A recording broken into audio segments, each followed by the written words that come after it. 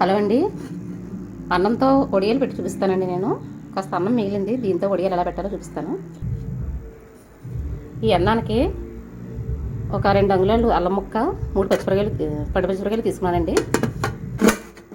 ఇవి చిన్న చిన్న ముక్కల కింద కట్ చేసుకుని ముందుగా మిక్సీ పెట్టేసుకుందామండి. ఇవైతే మిక్సీ పెట్టేసుకుందాం. ఈ విధంగా మిక్సీ పట్టుకోవాలండి, మరీ మెత్తగా పట్టుకోకూడదు. ఈ అన్నాన్ని కూడా ఇందులో వేసుకుందామండి. దీన్ని కూడా ఒకసారి మిక్సీ పెట్టేసుకుందామండి. ఈ విధంగా పట్టుకోవాలంటే మరీ మెత్తగా పట్టుకోకూడదు. ఇందులో కాస్త జీలకర్ర అయితే వేసుకోవాలండి.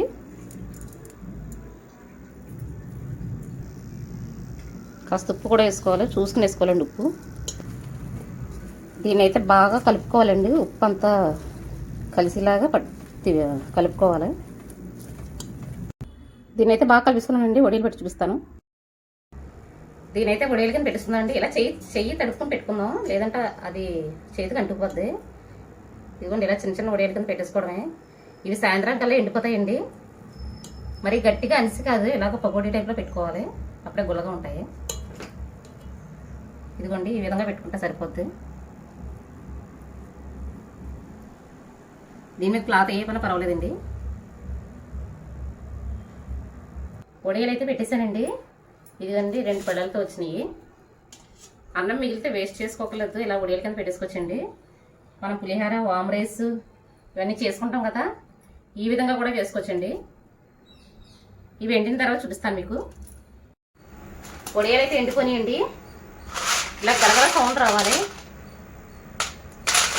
నిన్న పెట్టాను, ఈ వాళ్ళకైతే ఎండిపోనియండి. ఇవి వేపు చూపిస్తాను ఎలా వస్తాయనేది.